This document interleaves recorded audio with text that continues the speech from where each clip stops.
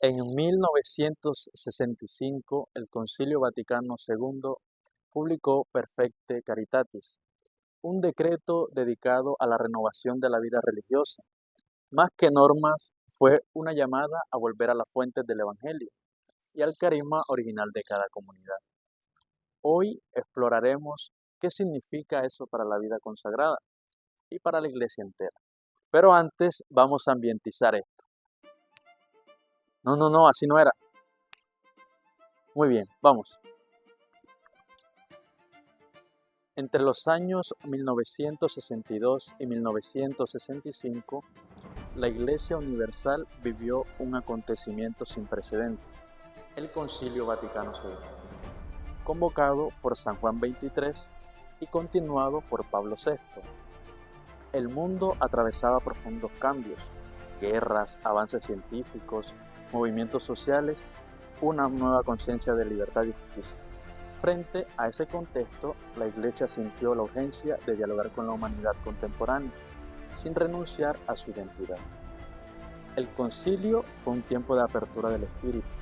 Los obispos y superiores religiosos del mundo se reunieron para discernir cómo anunciar el Evangelio en un tiempo de grandes transformaciones.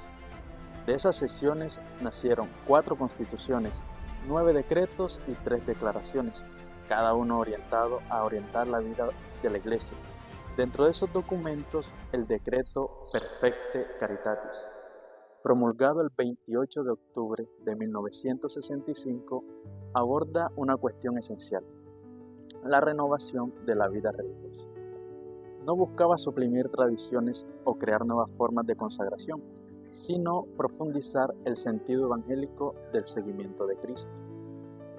En palabras del decreto, la meta es volver con fidelidad a las fuentes, al Evangelio, al espíritu de los fundadores y al ideal de los primeros discípulos, pero al mismo tiempo adaptarse prudentemente a las condiciones del tiempo presente. Así, Perfecte Caritatis surge como un puente entre la tradición y la actualidad, entre el Evangelio y la historia concreta del siglo XX. Podríamos decir que quiso recordar a la Iglesia que la renovación auténtica no consiste en cambiar para parecer moderna, sino en renacer desde Cristo, que siempre es nuevo.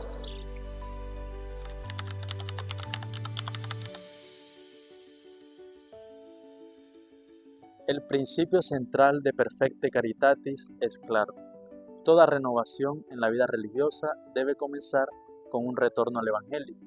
El decreto afirma que la norma suprema de la vida religiosa debe ser el seguimiento de Cristo según el Evangelio.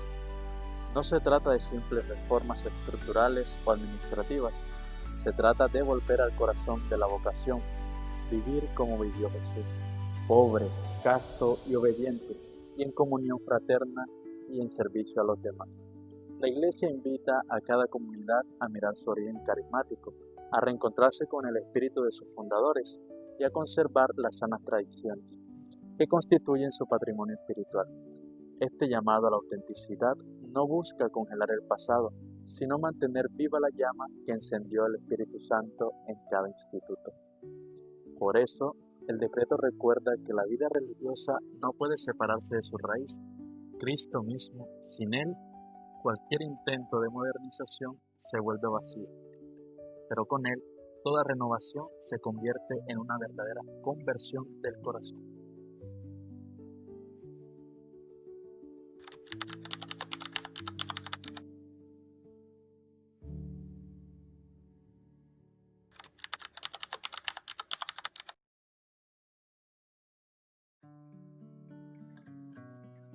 La verdadera renovación, como enseña Perfecte Caritatis, no consiste en cambiar estructuras por moda, sino en volver al Evangelio y al espíritu de nuestros fundadores. Hoy eso significa vivir con alegría, sencillez y coherencia, en medio de un mundo que necesita ver en los consagrados el rostro cercano de Cristo.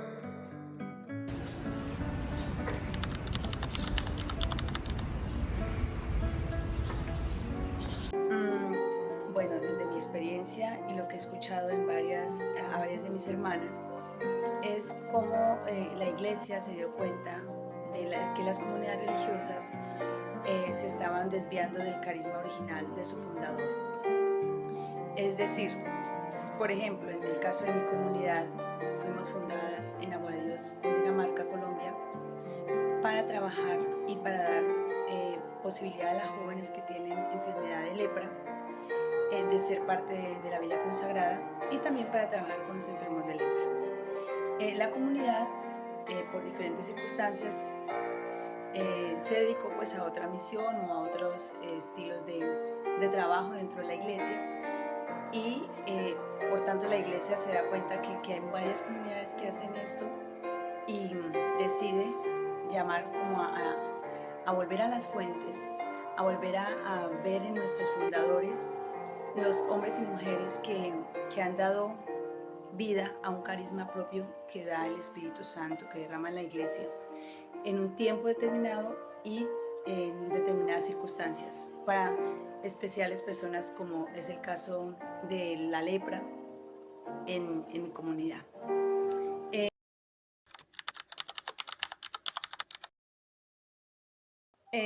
Bueno, gracias a Dios, en mi comunidad se dieron grandes pasos después del Concilio Vaticano II. Se realizaron unos similares al concilio, pero ya a nivel de comunidad religiosa, de una mayor participación de los laicos en el movimiento o en movimientos también en otras congregaciones de laicos que viven el mismo carisma nuestro, pero que también están pues en sus lugares de misión, sea su familia, sea su trabajo, siendo solteros o casados, pero viven el mismo carisma que nosotras vivimos.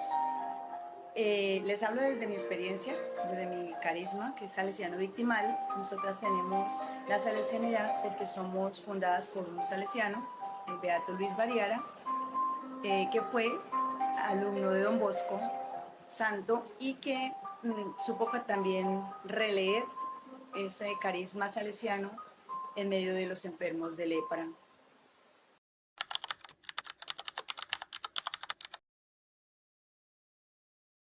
Muchos.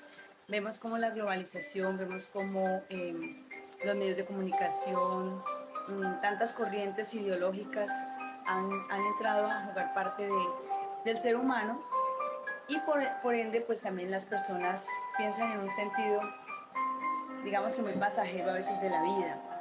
Sin embargo, siempre surgen personas, siempre surgen jóvenes a las cuales Dios llama, a las cuales Dios invita a seguir y por ende pues la esperanza no se pierde, aprovechando que estamos en este año de la esperanza. La esperanza no se pierde porque la esperanza es Cristo y Él es el dueño de cada vocación, Él es el dueño de cada persona que decide seguirlo y que decide también dar cabida a que en su corazón se manifieste esa misma presencia del Espíritu Santo.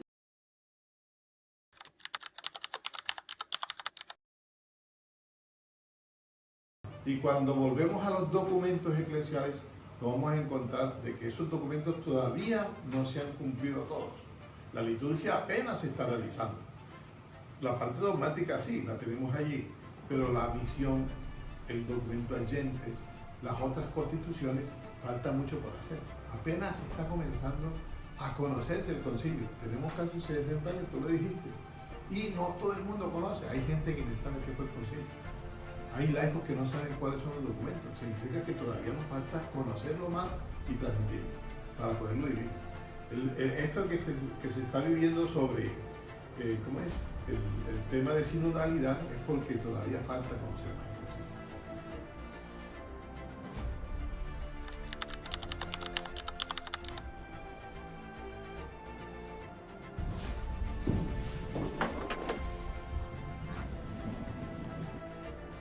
Después de casi 6 décadas, Perfecte Caritatis sigue hablándonos con una claridad sorprendente.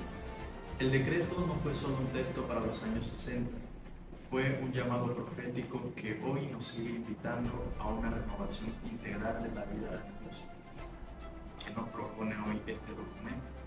3 caminos concretos para vivir un mensaje con fidelidad y esperanza. El primero, revalorizar la formación permanente.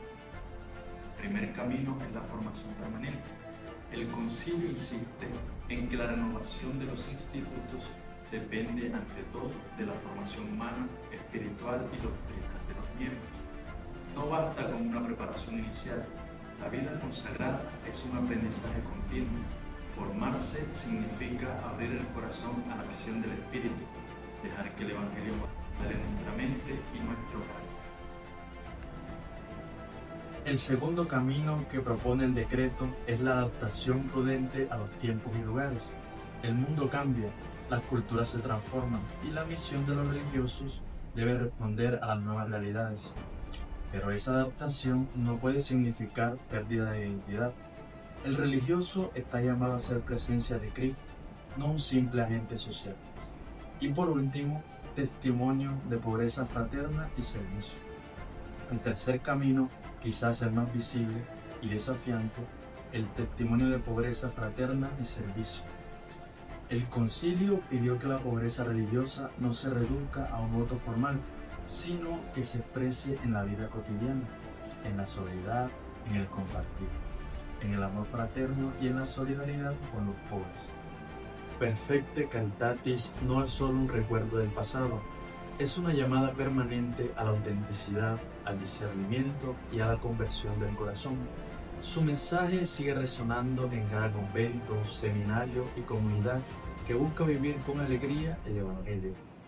Renovar la vida consagrada no es volver al ayer ni imitar el mundo de hoy, es dejar que Cristo modele todo desde dentro.